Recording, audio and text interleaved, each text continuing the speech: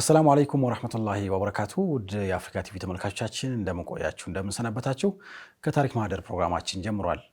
በዛሬው ከታሪክ ማህደር ፕሮግራማችን ከእንግዳ ጋር ተመልሰናል። የዛሬው እንግዳችን የኡስማን መሐመድ ሐምዛ ይባላል። ሆራይዞን ሚዲያ ግሩፕ ይታወቃል በስፋት የሱ መስራችና ስራ አስኪያጅ ነው። ብዙ ነገር ስናወራ እንግዲህ ስላንተ በደንብ እናወራለን ብዬ ነው። ዘርፈ ብዙም ስለሆንክ ደግሞ ጋዜጠኛ ልበለው የፊልም ባለሙያ ልበለው ምክንያቱም ዶክመንታሪ ላይ በደንብ አውቃለሁ የመድረክ መሪ ልበለው የሚለው ስላስቸገረኝ ነው እንዲሁ በጠቅላላ ኡስማን መሐመድ ሐምዛ በሚለው እንትን የወሰድኩትና ስለመጣ በጣም አመሰግናለሁ። እኔም እንግዲህ አድርገህ ስለጋበዝከኝ እጅግ አድርጌ ነው የማመሰግነው። ኢንሻአላህ በተለይ እንግዲህ ዛሬ የመጀመሪያ ክፍል ፕሮግራማችን አጠቃላይ አንተ ሄድክባቸው በተለይ ከሚዲያ ጋር ተያያዥነት ያላቸው በተለይ ዶክመንታሪ አካባቢ ላይ የሰራሃቸው ስራዎች ጭምር ስለሆኑ መቼም ኡስማንን በዚህ ፕሮግራም ውስጥ እናገኘዋለን ብዬ ስላሰብኩ ነው በደንብ ስላንተ ያላወራሁት። ኡስማን መሐመድ እንግዲህ በብዛት በደንብ የምናውቅህ የሼክ ሰይድን ፊልም ሰርተሃል። በዛ በደንብ ጎልቶ ይወጣ እንጂ ብዙ የነካካቸው ብዙ የሰራሃቸው ስራዎች አሉ። እንደው አንዳንዴ ሌላ ሰው ለመጀመር ሁሉ የሚያስፈራቸው በቃ ሊፈራቸው የሚችሉ ፕሮጀክቶችን ይዘህ እንደመጣ እናውቃለን ሚዲያም ላይና ሞሮፍ እንግዲህ በዚህ በተከታታይ ሳምንታት ይሄ ዶክመንቴሽን ላይ በደንብ እናወራ ደስ ይለኛል። ከታሪክ ማህደር ፕሮግራም አፍሪካ ቲቪ ከጀመርን ከ2 ዓመት በላይ ሆኗልና እንደ አጋጣሚ ሆኖ ሲዝኖቹን ስናስተዋውቅ ቆይተን ነበር። መዝጊያው አካባቢ ላይ ደርሰናል። ምናልባት ይሄ ኺታም ሆሚስክ የሚባል ነገር አለ አይደል? በሱ ለመዝጋት አስቤ ስለሆነ ነው አንተንም የጋበዝኩና እነዚህ ሁሉ ስራዎች እንግዲህ ይወራሉ ኢንሻአላህ። አሁን ላይ ለደረስክበት ነገር እንግዲህ መነሻ ነገር ይኖራል ብዬ አስባለሁና ታስታውሰዋለህ እንደው እንዴት እዚህ ከሚዲያ ጋር ተያያዥነት ያለው ነገር መቼ ጀመርክ? ምን አነሳስቶ ጀመርክ? እንደው ወደ ኋላ መለስ ስንል ያው እንዳልከው ኡስማን መሐመድ ሐምዛ እባላለሁ። ስጠራኝም በዚህ ቢሆን ነው ደስ የሚለኝ። ትውልድ እድገቴ እዚሁ አዲስ አበባ ነው። ሃይ ስኩል አዲስ ከተማ ጨረስንና ዩኒቨርሲቲ ለመግባት ስንሞክር ብዙ ጊዜ የከተማ ልጆች በአማርኛ አስተማሪና በሂሳብ አስተማሪ ይቀልዳሉና ያው አስተማሪ ስለሆንክ ታውቀዋለህ።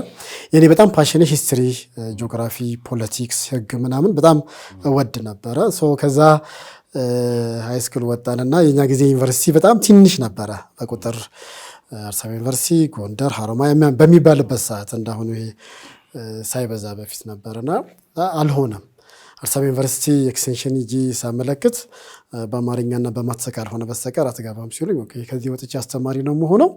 እኔ ስቀልድ እንደኖርኩት ይቀለድብኛል አልኩና ተውኩኝ። በኋላ ፖለቲክስን በጣም እፈልግ ነበር፣ ለው ማጥናት እፈልግ ነበር። በወቅቱ ማህበረሰባችን ጋር ምን አይነት አመለካከት ነበረ? ህግ ማለት ያው ሰው ሰራሽ ነው።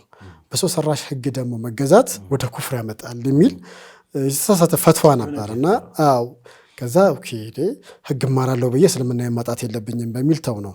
ከዛ ደግሞ ኦኬ ሌላኛው በጣም የምወደው ነገር ፖለቲክስ ነበር። ከልጅነት ጀምሮ ጋዜጣ በማንበር ሚዲያ በመከታተል በነገራችን ላይ ነጋሽ መሐመድ የኛ በጣም በቃ የልጅነታችን ትልቅ ትውስታ ነው። ድምጻቸው በጣም ብቸኛ ሬዲዮ ስለነበር ይዛኔ ከነጋሽ ካንጋፋው ጋዜጠኛ ነጋሽ መሐመድ ባሻገር ጋሽ ዳሪዮስ ሞዲ የሚባሉ አሉ። በተለይ 1983 መጨረሻ አካባቢ ላይ ከመንግስት ለውጥ ጋር በተገናኘ በጣም ጎልቶ ድምጻቸው ይሰማ ነበር። እኛ የዛን ጊዜ ኤሌመንተሪ ተማሪ ሆነን አጋዚያን ነበር የምማረውና የጎጃም በረንዳ አካባቢ ሙዚቃ ቤቶች አሉ። ልክ 7 ሰዓት ዜና 6 ሰዓት ዜና ይለቀቅ ነበር። ሰበር ዜናዎች የዛን ጊዜ ምን ነበሩ? እና መንግስቱ ወጡ፣ ከዛ ፈረጠጡ፣ መንግስት ተለወጠ፣ ወያኔ ገባ፣ እንዲህ አይነት ነገር ነበርና ያኛው ትንሽ ወደ ፖለቲካ ዝንባሌ ትንሽ ዘንበል እንዳረግ አድርጎኛል። ከዛ ባሻገር ገና ኤሌመንተሪ እያለን የፖለቲካ ሳይንስ የሚባል ትምህርት ራሱ ነበር በኤሌመንተሪ ደረጃ ሰብጀክት ሆኖ እንማረው ነበረ። የመንግስት ለውጥ አካባቢ አስታውሳለሁ። ሰርቶ አደርን አንብበን መፈተናችን አስታውሳለሁ። እና ያ ነገር ወደ ፖለቲካ ደግሞ ትንሽ ዘንበል እንድላደረገኝና ወደዛ ገፋለሁ ብዬ ሳስብ በተለይ ከፍ እያልኩኝ ሲሄድ ፖለቲክስ እና እኔ እንደማንግባባ ገባኝ። ምክንያቱም በባህሪ ትንሽ ቁጡ ነኝ። ከዛ ባሻገር ወዲያውኑ ነው ሪያክት የማደርገው። ለምሳሌ ስህተት ከሆነ ስህተት ነው የምለው። ትንሽ ዲፕሎማሲ ዛን ያናቅም ነበረ። ከቤትም ነው ይባላል። እውነቱን እውነት ውሸቱን ውሸት ነው እንጂ እንዲህ ማስመሰል አልችልበትም ነበርና እኔ ፖለቲከኛ ከሆንኩኝ እኔም ሰው አገሬም ሀገር አትሆንም አልኩና አውቶማቲካሊ ሽፍት አደረኩኝ። ከዛ በኋላ ግን ምንድነው ብዬ ሳስብ በቃ በአጋጣሚ ፊልም ትምህርት ተጀምሯል ኢትዮጵያ ውስጥ ተባለ። በአጋጣሚ የተወሰኑ ማሰልጠኛ ተቋማቶች ተቋቋሙና ስማቸው ብዙ ይደበረኛል። ከሲኒማው ከአርቱ ይልቅ ሞር ፋይናንስ ላይ ነበሩ እነሱ።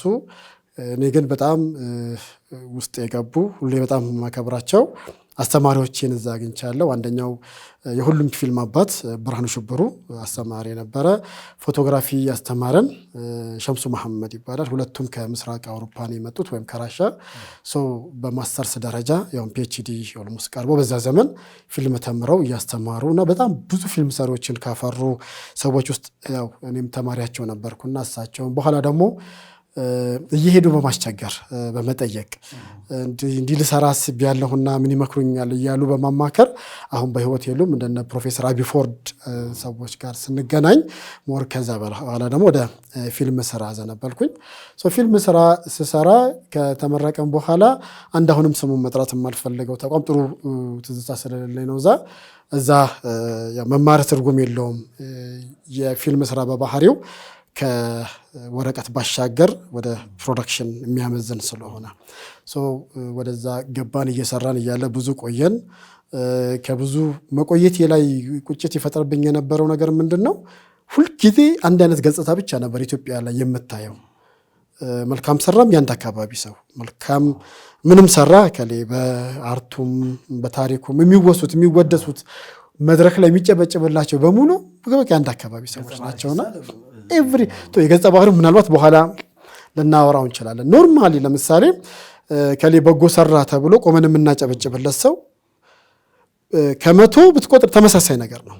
ለምን እላለሁ ስለሌለን ነው ወይስ ስላልወጣ ነው የሚል ነገር አስብ ነበር። በኋላ እንዲህ ያለ ዩኒቲ ዩኒቨርሲቲ በአጋጣሚ በዶክተር ፍስሐ እና በአንድ ሳውዝ አፍሪካዊ ባለሀብት ሊቋቋም የነበረ ፒቢሲ የሚባል ፓን አፍሪካን ብሮድካስቲንግ ኮርፖሬሽን የሚባል በአፍሪካ ደረጃ ትልቅ የቴሌቪዥን ጣቢያ ሊቋቋም ነበርና በአጋጣሚ ተመርጠው አቶ መኮንን ይባላሉ። በጣም የሙያ አባቴም ናቸው። እሳቸው አለቃይም ነበሩ። እሳቸው ከመረጧቸው ሰዎች ውስጥ አንዱ ሆንኩና 1-2 ዓመት ከምናምን ዩኒቲ ሰርቼ ነበረ። እዛም በተመሳሳይ ነው የማየው። ፕሮዳክሽን ብዙ ትሰራለህ፣ እውቅና የሚሰጣቸው ሰዎች ታያለህ፣ የሚመጡ እንግዶችን ታያለህ። ተመሳሳይ ነገር ነው። አሁንም እጠይቅ ነበር ምንድነው ያለው ክፍተት ምናምን እያልኩና በአጋጣሚ ብዙዎቻችንን ይቆጭ የነበረ አንድ ነገር ምን ተፈጠረ? ኢድ ሁለቱ ኢዶች ጎልተው በሙስሊሞች ይከበራሉና ሲከበሩ በቴሌቪዥን የምናየው በተለመደው ኢትዮጵያ ቴሌቪዥን የምናየው ምንድነው በመቶ ሺዎች አሁን በኋላ ላይ ነው። በፊት በ10 ሺዎችም በሺዎች የሚቆጠሩ ነበር የሚባለውና ሁልጊዜ ስታዲዮም ይታያል። ትንሽ ፓን ያደርጉና የሆኑ ሂጃብ የለበሱ ሴቶች ያሳያሉ። ከዚያ ያልቃል። ግን ደግሞ እኛ በጣም ብዙ ነን እዛ ስናየው። በኋላ እንዲህ አይነት ቁጭት ስለነበረኝ እኔም የሆኑ ወንድሞችም ይሄ ነገር ነው እንዲህ መሆን የለበትም መሰራት አለበት የሚል ትንሽ እንቅስቃሴ ጀመረን። ይህንን እንቅስቃሴን ያዩ ሰዎች አሁን ሀሪማ ቲቪን የከፈቱት ወንድሞች እኛም እንዲህ አይነት ቁጭት አለብንና ለምንድነው ስራውን ማንሰራው? ምን ያህል ወጪ ያስወጣናል? ምን ያህል ካሜራ እንጠቀም? ባለሙያን እንዴት ማግኘት እንችላለን? የሚል ነገር ተወያየንና የፕሮዳክሽን ወጪውን ራሳቸው ሊሸፍኑ እኔ ፕሮዳክሽኑን ማኔጅ እንዳደርግላቸው ባለሙያም የዛን ቀን የሚቀርጹትን ሁሉ ማሰባሰብ ካሜራ ማሰባሰብ ነበረብንና እርግጠኛ ሆኜ ባላስታውሰውም ከ12 ካሜራ በላይ እና ከ12 ካሜራማኖች በላይ ተጠቅመናል።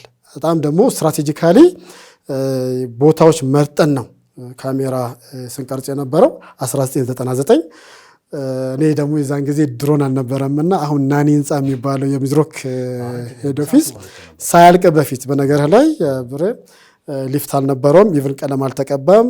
ገና ተጀምሮ ፎቁ ብቻ አልቆ ኢቭን ወደ ቤተ መንግስት ዞረህ ማየት አትችልም ስናስፈቅድ ማለት ነው። ፌደራል ቆሞ ነው ስንቀርጽ የነበረውና ከላይ ሆኖ ምናልባት አንዳንድ ክሊፖች ላይ የድሮ ክሊፖች ላይ ካየ እስላማዊ ነገር ለማሳየት የፈለጉ ጊዜ ያንን ስዕል ይወስዱት ነበርና እኔ ከዛ ሆኜ ሌሎች ወንድሞችን ማሳትፈን 1999 የኢድ ሰላትን ሰራን። ከዛ ባሻገር እንደገና እነዚህ የአንዋር መስጊድ ጀማዎች አሁን ሀሪማን ፈጠሩት ምልህ ወንድሞች በኢትዮጵያ ታሪክ የመጀመሪያ ከዛም በኋላ የተደገመ አይመስለኝም። የዛኔ ምንድነው ጎላ ሊያደርግም የሚችለው ያንን ነገር በወቅቱ ስልክ አልነበረም፣ ይሄ ሞባይል ምናምን አልነበረም እና በጣም በተቀናጀ ሁኔታ ሴትና ወንድ ሳይቀላቀል ስርዓት ባለው ሁኔታ ኢድ እንዲሰገድ ተደርጎ ከፌዴራል ፖሊስን ጨምሮ የጸጥታ አካላት በሙሉ እውቅና ተሰጥቶታል። ያ ግሩፕ ማለት ነው። ወጣት ነው፣ ቮለንተር ነው። እንዳሁኑ ጊዜ የቀማኛ ጊዜ ስላልነበረ ለኔ የሚል የለም ሁሉም እና ሁሉም በቃ ለዲኑ በማገልገሉ በቃ ፕራውድ የሚያደርግ ትንሽም ሰርተ ጀነትን ተከጀለ የለ በቃ እንደዚህ አይነት ነገር ነበርና ያንን ሰራን። ከዛ ግን የምትሰራው ነገር ሁሉ ጊዜ አድናቆት ማጨብጨብ ምናምን አይገኝለትም። አስታውሳለሁ ይሄ ነገር እንዴት አድርገን ተይዛን ጊዜ ቴሌቪዥን ጣቢያ የሚባል ነገር እኛ የለንም። የተቀረጸው ነገር ምን ይደረግ ሲባል እዛ አሁንም እነዚህ ወንድሞች ለምን ዶክመንታሪ እንስራና የጎላው ነገር ይሄ ለምን አይሆንም አሉ። መርሐባ ግን ዶክመንታሪ ሲሰራ ትንሽ ዴፕስ እንዲኖረው ይሄ ቢካተት ይሻላል ምናምን አልናቸው። በምንችል ያሁንን ሞከር ተባለ። በወቅቱ አንድ ሀሌታ የሚባል ስቱዲዮ ነበረ ቦሌ አካባቢ። የኛ ሲኒየር በአጋጣሚ ነው ኡስማን መሐመድ ነኝ፣ እሱ ዑመር መሐመድ ይባላል እና ታናሽና ታላቅ አይነት ነገር ነበርና እሱ ጋር ወሰርኳቸው። እሱ በዛ ውስጥ ሼርም ስለነበረው ኦፍኮርስ የሱ ብቻውን አይደለም ግን ለምን እንሰራዋለን በጣም ነው ደስ የሚለን ተባለ፣ ተሰራ። ከዛ ኢስላም በኢትዮጵያ ወይም እስልምና በኢትዮጵያ የሚል ስያሜ የተሰጠው ዶክመንታሪ ተሰራና በሲዲ መልክ ወጣ። ሁለት ነገር አጋጠማቸው ማስታወሰው። አንድ ስፖንሰር የዛን ጊዜ 5000 ብር ምናምን ነበር ትልቁ ስፖንሰርሺፕ እና ሲዲ ሽጣልቸዋል እኮ በቃ ከሸጣችሁ ራሳችሁን ቻሉ ብሎ ስፖንሰርሺፕ ሲሰርዝባቸው አስታውሳለሁ። ሌላ የኢትዮጵያ እስልምና በኢትዮጵያ ብላችሁ ስታዲየም ዙሪያ ብቻ ምናምን ታደርጉናላችሁ አንዴ ያለው ነገሩ ግን በተወሰነ መልኩ እስልምና እንዴት ኢትዮጵያ ገባ የሚልም ዳስሷል። ኢማም መሐመድን በተለየ መልኩ እንደም የተዳሰሰበት ፕሮግራም ነበር ያ ፊልምና እንዲህ ነገሮችን ከዛ መስራት ጀመረን። ኦኬ ነካ ያልዳሰስ ነው ያልሰራናቸው ነገሮች ስላሉ ነው እንጂ መድረክ ላይ ቆሙ የሚጨበጨበላቸው በጣም ብዙ የሀገር ባለውለታ ሙስሊሞች እንዳሉ ተረዳንና መስራት ጀመርን። እነሱ በአጋጣሚ ተውት፣ በጣም ዲስከሬጅ ያደረግ ነበር። እኔ ግን ያው በኋላ ላይ ሳስበው ፍቅሩም ፓሽኑም ምኑም ሳይሆን ልክፍትም ይመስላልና እየከሰርክ ምንም ሳታተርፍ ዝም ብለህ የሆነ ነገር ላይ ረጅም ዓመት መቆየት ሆነ። እንደዛም ሆኖ ግን በቃ በጣም የሚቆረቆረኝ ጨንቀኝም ነበረ። ማስታወሰው ጊዜውን አላስታወሰም። በጣም የሚገርም ፕሮፌሰር ዘኪ ሸሪፍ የሚባል በአሜሪካ የሚኖር ሳይንቲስት አለ የሚባል ነገር ሰማሁኝ። ኦኬ ስለዚህ ሳይንቲስቶች አሉን ማለት ነው ማለት ጀመር። ከዛ ፕሮፌሰር አህመድ አብዱል ሙኢን የሚባልም እኮ ትልቅ ፕሮፌሰር ሃዋርድ ዩኒቨርሲቲ አለ ተባላለ። በፕሮፌሰር ደረጃ ሙስሊምም አለ እንዴ ያልን ማሰብ ጀመረ። አረዛ ለምን ትርቃለህ?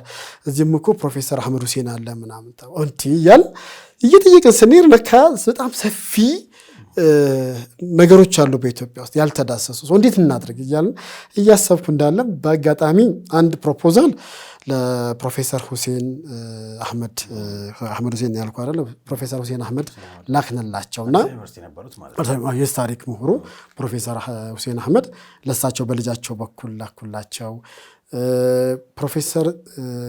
ፕሮፌሰር አህመድ አብዱል ሙኢንን በአካል አግኝቼ ኢንተርቪው አደረኳቸው።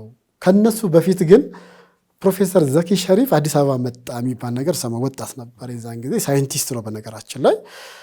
ከዛ እንዴት ነው የማገኘው ስል አይ የእህቱ ስልክ ነው ያለኝ ልስጥህና እሷን አናግራት ታገናኛለች ተባልኩኝ።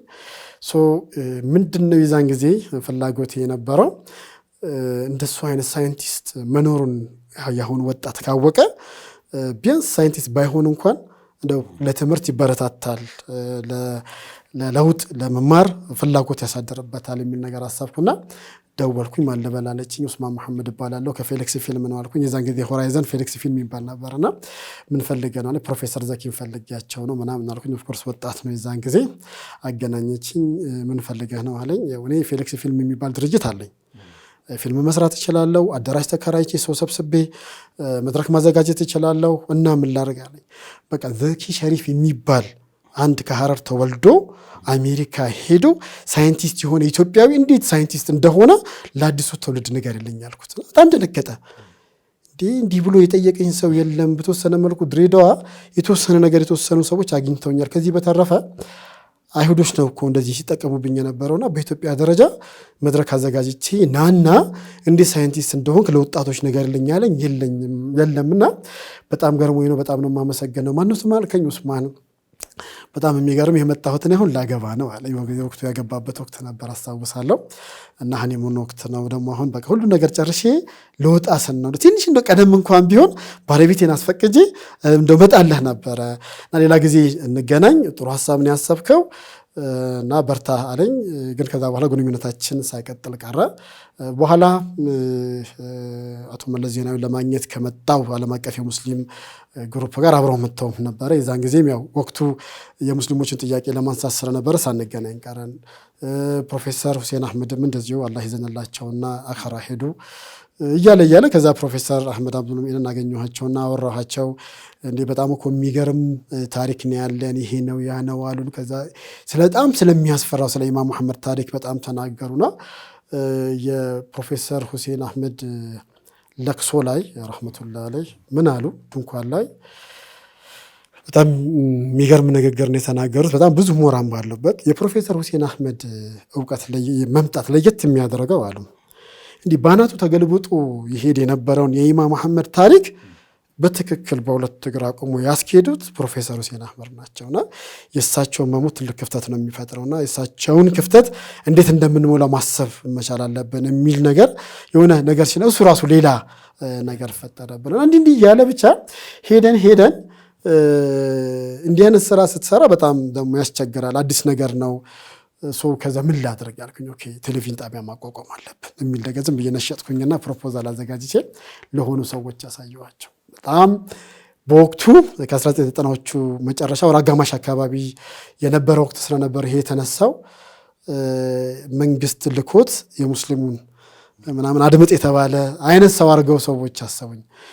ብዙ ሰዎች ስማቸውን የማናገር ብዙ ሰዎችን አናገር ያለው በጣም ደንግጠዋል። አንድ ሰው ሲቀር ብቻ ማስታወሰው አላህ ይረህማቸውና አጃዳነ ማሙዬ የዛኔ ቢሮ ነበራቸው የኢመርዳ መስራችና ዋና ዳይሬክተር ነበሩና ሀጂ እንደዚህ ነገር አስቤ ነበረ እንደው ምን ይሉኛል ስላቸው ይኸውልህ አሉኝ፣ እኔ ባለኝ ተሞክሮ ምንም ስራ ስትሰራ እስላማዊ ብለህ ስም አትጥራ።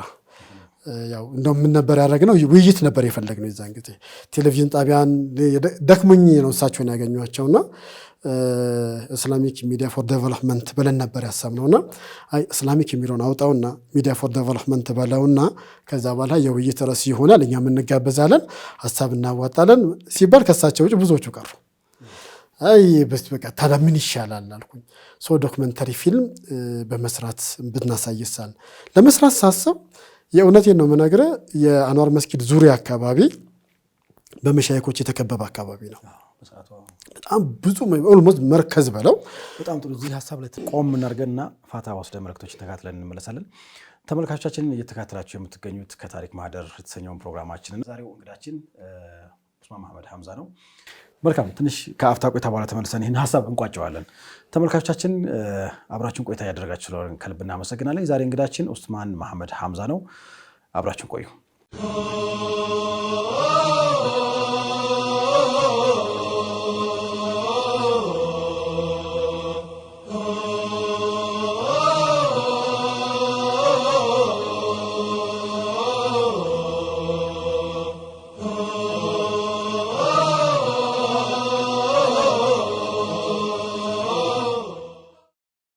ተመልካቾች ተመልሰን መጥተናል። ወደ ረፍት ከመሄዳችን በፊት እንግዲህ ምናልባት ይሄ ፊልም ምንድነው ቴሌቪዥን የማቋቋም እቅድ አቀድክ? አንዳንድ እብደት ሊሆን ይችላል። 1990ዎቹ መጨረሻ አካባቢ ላይ እንግዲህ ያው በሰዓቱ የነበሩ ሪስፖንሶችን ሰምተናል እና ከዛ በኋላ ግን ወደ ዶክሜንታሪ ለምን ፊቴን አላዞርም የሚል ሀሳብ እያነሳ ነበር ያቋረጥኩ። አዎ፣ በነገራችን ላይ አንዋር መስጊድ ይህን ሀሳብ በነገራችን ላይ በጣም የተበደል ነው የሚመስለኝ አጂ ሙሳ ኪኪያን ረሕመቱላህ አለይሂም ያጣን ጊዜ ስለሆነ ነው ሀሳቡን። እሳቸው ጋር ቢሆን ብዙ ከባድ አልነበረም። በኋላ ግን በጣም ብዙ የዶክመንተሪ ሀሳቦችን ይዤ ኡስታዝ መሐመድ ጀማል አጎናፍር ጋር ነበር ቤታቸው የወሰድኳቸው። እንዳሁኑ ብዙ ሰው ሳያውቃቸው በፊት እንደ ኡስማን ይሄ ነገር ትንሽ ከዘመኑ የቀደመ ይመስላል ምናምን ነገር ብለውኛል። እንደው ያግዙ ከሆነ ተብሎ የተወሰኑ ሰዎች ጋር ልከውኛል። ብዙ አልተሳካም። ግን ይቆጨኝ የነበረው ነገር ምን ነበረ? አንዋር መስጊድ ዙሪያ በቃ ቁጥሩ በርካታ የሆነ ዓሊም አለ። ድባቡ ልነግርህ አልችልም። እኛ አንዋር መስጊድ ስንቀራ ወደ ሚርሃቡ አካባቢ እንኳን ልንቀርብ በአይን ለማየት በጣም ያስፈራ ነበረ። ትልቅ አሊሞች ነበሩ። ከነዚህ ውስጥ ሼክ መሐመድ ራፊ ረሕመቱላህ ይለዩ ነበረ። የእሳቸውን የሚለየው ነገር ምንድን ነው? በወቅቱ ፊልሙን ነው ጀምሬው ነበር። የእሳቸውን አናቃቸውም። በጣም ያምራሉ። ቁመታቸው ረዥም ነው። አስለን ኢትዮጵያ ስላሉ ነው እንጂ ውጭ ቢሆኑ ኖሮ ከነቅላታቸው እንዲህ ማማራቸው ኑራቸው ኢትዮጵያ አይመስሉም ነበር እና ብዙ ሰው እሳቸው ጋር ይቀራል። አንዴ የማስታውሰው ብሉገል መራም እየቀራን እነሱ ይቀራሉ አለና ልንቀራ ስንሄድ እነሱ ነካ ምንድነው ሰርቲፋይድ የሚደረጉበት ነው እነዛ ደረሶቹ በሙሉ ለምን የሚያወሩት ምናምን የኛ ኪታብ አይደለም እንዴ ብለን እናወራ ነበርና አይ እሳቸው ጋር የሚቀሩት የኛ በጣም ሲኒየር ሼኾች ናቸውና አርፋችሁ ተቀመጡ ተብለን እንደው ለሆነ ጉዳይ ብለህ ቁጭ ብለህ አድምጠህ ለመሄድ ካልሆነ በስተቀር በአይነ ራሱ ሙሉ ለማየት በጣም የሚከብዱ ነበሩ። በኋላ ደግሞ ቤታቸው እየሄድን መዘየር ጀመርን። ታሪካቸውን መስማት ጀመርን። እንዴት ከሀገር እንደወጡ እንዴት እንደቀሩ ሲቀሩ እነማን እንደነበሩ ስንሰማ ከዛ በጥፍሬ መቆም ጀመርኩኝ። እኚህ ሼክማ ታሪክ መስራት መቻል አለብኝ። ማንን ላስቸግር? አብረዋቸው ያሉ ሰዎችን ሞካከሩ። አብዛኛው ደረሳ ነው፣ ለራሱ ሰርቫይቫል ላይ ነው ያለውና ለሰርቫይቫል የሚቸገረን ማህበረሰብ ስለ ፊልም ማውራት በጣም ከባድ ነው። ፋይናንስ ደግሞ ያለው ሰው በጣም ከእስላማዊ ስራ ጋር በጣም የሚፈራበት ወቅት ነበረን። ግራ ገባን። ሞከርን፣ አልተሳካልንም። በጣም ያደክም ነበርና ከሁሉ በላይ ደግሞ የሚቆጨው ምንድን ነው? ሼክ ቢን ባዝ ረሕመቱላህ ዐለይህ በጣም ይወዷቸው እንደነበረ አብረው እንደነበሩ ከዛ አበሻ ሂደው ቢያስተምሩ ይሻል እንደነበረ ከዛ እሳቸውም አገርህ የምትገባ ከሆነ ምን ልላክልህ ሲሏቸው ኪታብ ይሉ እንደነበረ እንደ ሰው ከውጭ ገንዘብ ቤት ምናምን መኪና ይላል እንጂ ኪታብ ይላል እንደ እያል ይሄ ህይወታቸው በጣም ያስገረመኝ ነበርና ከዛ አሁንም የሚያስቀሯቸው ሰዎች እዛ ሆኖ ካስቀሯቸው ሰዎች ለምሳሌ ሼክ ሱዴሲን እሳቸው አስቀርተዋል እና በወቅቱ እንደውም መካና መዲናን ያስተዳደሩ የነበሩ ትልቅ ሼክ እሳቸው እንደዚህ አይነት ሰዎች ሁሉ ያስቀሩ ሼክ ናቸው። እንደዚህ አይነት ትልቅ አባት በዓለም አቀፍ ደረጃ ታዋቂ የሆነ ዓሊም ታንዲስ ነው ምናምን እያልኩኝ ከዛ እየደከሙ ደግሞ መጡ። ወደ 100 ሊጠጉ 100 ገቡ እንዲህና በ103 ዓመታቸው ነው የሞቱትና በጣም ከዛ ደከመኝ። አጂዜኔን ሞከርኩኝ፣ እሱም አልሆነም። በነገራችን ላይ አጂዜኔ በህይወት እያሉ ኢንተርቪው ያደረኳቸው እኔ ነኝ። ከዛ መጽሐፍም ምናምን የሚሆነው እኔ የሰራሁት ነው። የዛኔ ብቸኛም ነበር። የዛኔ አፍሪካ ቲቪ አልነበረም። ሌላም ነገር ኦፍኮርስ ከኛ ሲኒየር የሆኑ ሰዎች እንዳለ ሆነው ክብር ለሀገር ዓሊሞች የሚልን በኢትዮጵያ አስተዋወቀ። በፊልም ደረጃ ቢያንስ ብቸኛ ነኝ ብዬ አስባለሁ። ሌሎች የቀደሙ ሰዎች ሊኖሩ ይችላሉ።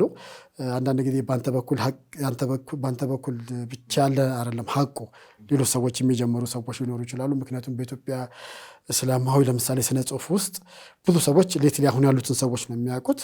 እንደነ መሐመድ ጀማል ሙክታር አይነት እኛ የነሱ መጽሐፍ ትርጉም አንብበን ነው ወደ አድቮኬሲውም ውስጥ የገባ ነው። እንደና አወል ረታ አይነት ገጣሚዎች ስነ ጽሁፍ የሚሰሩ ሰዎች ነበሩ። በኋላ መሐመድ ጀማል ሙክታርን በአካል አግኝቻለሁ፣ አውርቻለሁ፣ ኢንተርቪው አድርጌያለሁ። አወል ረታን ግን ማግኘት አልቻልኩም። በጣም ብዙ ሰዎች ነበሩ በእንደዚህ አይነት ሂደት ውስጥ የነበሩና እኔ ነበርኩኝ ስል ሌላው የለም ማለት እንዳይመስልብኝ ብዬ ነውና በኋላ ሁሉም ደከመኝ። ፕሮፖዛል አዘጋጀው፣ አየው። ከ30 እስከ 40 ሺህ ማክሲመም 50 ሺህ ብር አካባቢ ፕሮጀክት ፕሮፖዝ ማድረግ በጣም ቅንጦት ሲመስል ነበርና በጣም ከባድ። በኋላ ምን ይሻላል ያው ብለን በአጋጣሚ ሼክ ሰይድ ጋር ሄድ። ሼክ ሰይድ ደግሞ የዛኔ እንትን ያሰግዱ ነበረ 24 ነጃሺ መስጊድም ዛኔም ዛሳቸው ጋር እንሄድ ነበር። እኔ ዛኔ ዩኒቲ ዩኒቨርሲቲ እሰራም ስለነበረ በኋላ ሱመያ መጡ ረሕመቱላህ ዐለይህ። በዚህ ሂደት ውስጥ ነው ከዩኒቲ ዩኒቨርሲቲ ወጥቼ ፌሌክስ ፊልምን አቋቁሜ ወደ ፊልም ስራ በቃ የሚል የተሟላ ነገር ውስጥ የገባሁትና በዛ መሀል እነዚህ ሁሉ አልሳካ ስላሉ ከዛ ደግሞ አቅም ያጥረህ የለ ወደፊት ለመሄድ በጣም እየደከመኝ ስመጣ ለዲን ብለው ደግሞ መልካም የሚሰሩ ሰዎችን ታያለህ።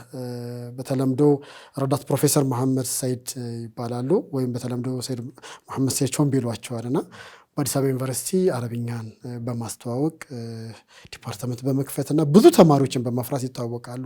እሳቸውን ጋር ሄጄ ነበር ለማሳየት። የእሳቸው ኢኽላስ የእሳቸው ጽናትን ምናምን ሳይ በቃ ይሄ ነገር ካልጸኑ እና ካልበረቱ አይሆንም በሚል በቃ አንድ እሳቸው ሆነውኛል። ሌላ በኢትዮጵያ ውስጥ ብዙ ጊዜ የሚሰራ ነገር በሙሉ ለንግድ አይደለም፣ ሌላ ተልእኮም አለው የዳዕዋ ተልእኮና ትዝ ይለኛል ቢላል እንደዚህ ከመስፋፋቱ በፊት የቢላል መስራችና ቦርድ ሰብሳቢም ነበሩ የዛኔ ወር ስራ አስኪያጅ ኡስታዝ ሰይድ አሊ በያን። ምናልባት ሲማ ኢትዮጵያ ሲማ የሚባል ታውቂያለህ? እዚህ ከሊፋ አካባቢ ሂጃብ ቤት ከፍተው ነበር ያው ለባለቤታቸው ፐርፐዝሊ የሚመስለኝ ምንድነው እኔ እሳቸው ምናልባት በራሳቸው መንገድ ለምን እንደከፈቱት ይገልጹት ይሆናል። አንድ ለባለቤታቸው ስራ ቦታ ሊሆን ይችላል። ሁለተኛና ግን መሰረታዊ ነገር ብዬ የማስበው በወቅቱ ሂጃብ ቤት የለም ኢትዮጵያ፣ አባያ ምናምን የሚባል ለሴቶች እስላማዊ አልባሳት የሚሸጥ አንድም ሰው የለም። ምናልባት ሌላ ካላላቅም የመጀመሪያ የሚመስሉኝ ኡስታዝ ሰይድ አሊ በያን ናቸውና የከፈቱበትን ምክንያት ስሰማ በቃ አንደኛው የዳዕዋ መንገድ ነው ብለው ስለዚህ ይህም የኔ ስራ እንደዛ ነው ብዬ ካስቀጠሉኝ አንዳንድ እንትኖች ይህን የሚመለከታልና በኋላ በሸት ሲያርጋ ዝም ብዬ ሄድኩኝ። ረሕመቱላህ አለይህ ይህን የምልህ ደክሞኝ ነው። አንድ ማሳያ የሆነች ማስተርፒስ የሆነ ፊልም መስራት አለብኝ። እሱን ደግሞ ለማሳካት የትኛውንም ያህል መስዋዕትነት እከፍላለሁ። የእሳቸው የዛኔ ኤነርጀቲክ ነበሩ፣ ወጣት በላቸው የዛኔና አባባ ነው ቤት የሆነ ጉዳይ ላወያየሁት ነበረ ስላቸው ቤት እንገናኝ አሉኝ። በዚህ ቀንና ቤት አለሁ አሉኝ። ባሉኝ ቀን ሄድኩኝ። ግቢያቸው ደስ ትል ነበር በወቅቱ። እዛች ቁጭ ብለው ወንበር ላይ ፀሐይ የሞቁ ጠዋት 4 ሰዓት እንደዚህ አካባቢ ይመስለኛል። ሄድኩኝ፣ አናገርኳቸው። ምን እንደው ፈልገህ ነው አሉኝ። እኔ እንደው በሙያዬ የፊልም ሰሪ ነኝ አልኳቸው።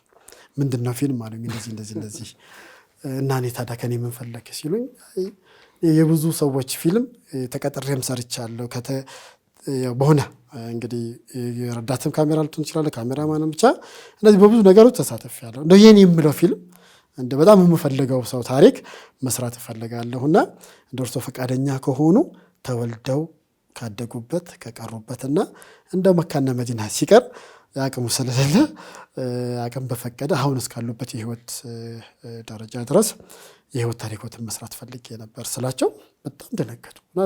ለተወሰነ ጊዜ በዝምታ የሆነ ተመስጦ ውስጥ ገቡ። ታውቃለህ ኡስማን አሉኝ። በሼክ መሐመድ ሳኒ ሀቢብ አሉ። በጣም ነው የሚወዷቸው ረሕመቱላህ አለይህ።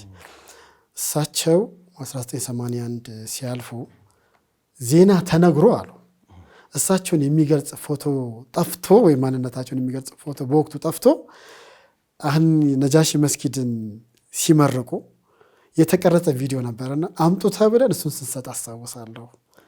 ነካ ለሀገር በጎ የሚውል ሰው ለአንድ ትልቅ ዓሊም እንደ ሞተ ጊዜም ማስታወሻም ነካ የለውም ማለት ነው የሚል ነገር ያሳሰበኝ ነበረ እና ምናልባት አላቅም እንደሳቸው ነኝ ብዬ አልልህም። ይጠቅምህ ከሆነ የኔ ታሪክ ትውልድ ያስተምራል ብለህ የምታሰብ ከሆነ እኔ ደረሳ ነኝ፣ ሳንቲም እንዳጠብቅ አሉኝ።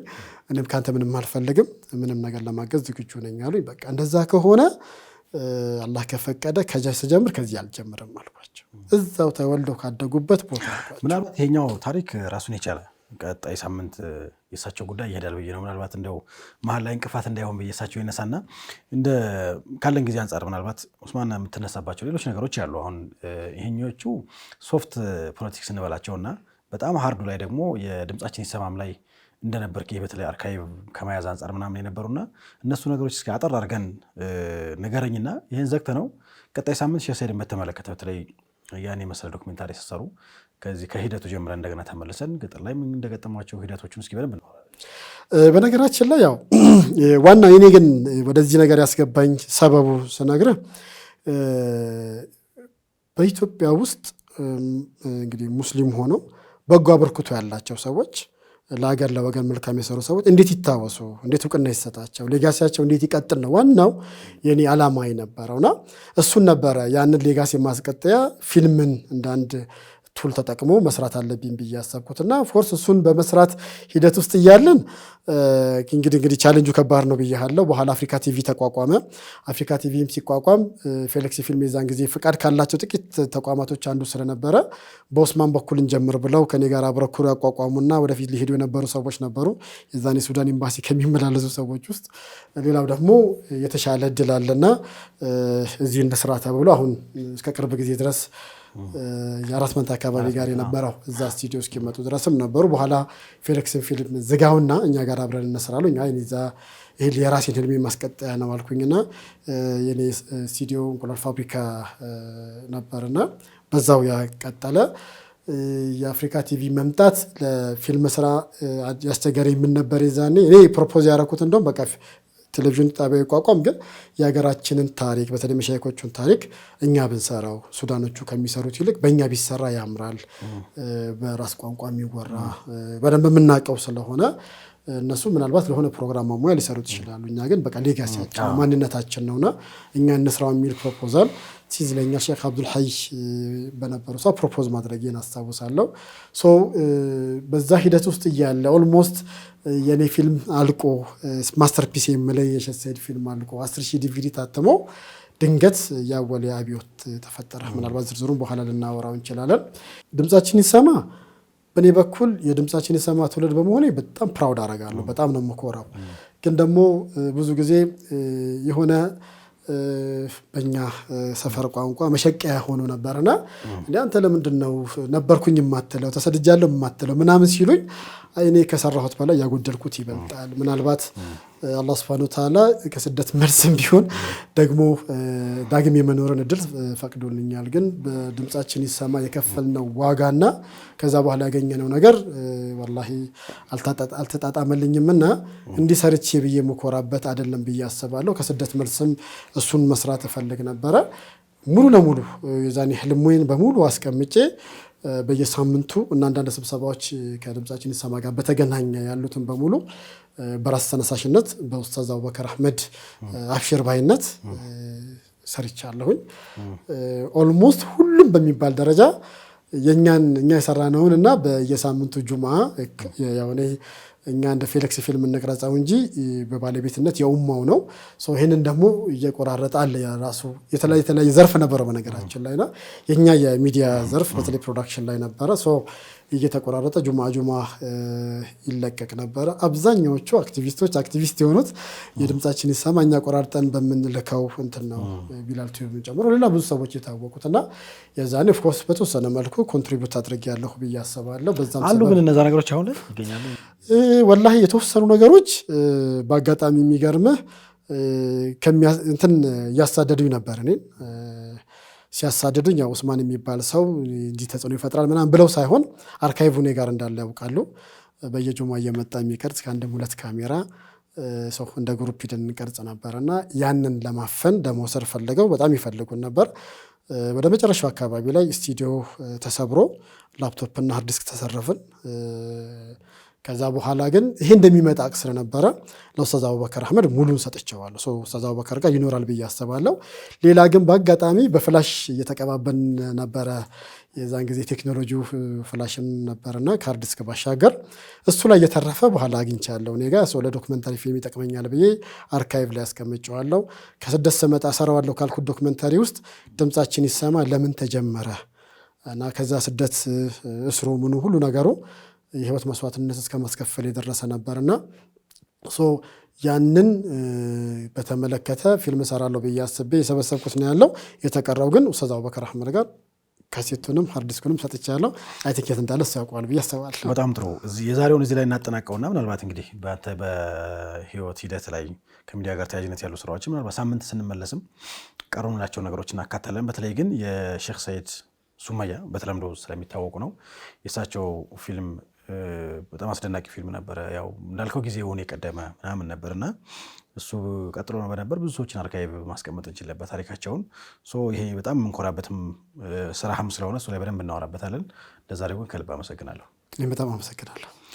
ተመልካቾቻችን እናንተም አብራችሁን ቆይታ ስላደረጋችሁ ከልብ እናመሰግናለን። ሳምንት በሌላ ፕሮግራም እንገናኛለን። እስከዚያው በያላችሁበት ሰላማችሁ ይብዛ። ወሰላሙ አለይኩም ወራህመቱላሂ ወበረካቱ።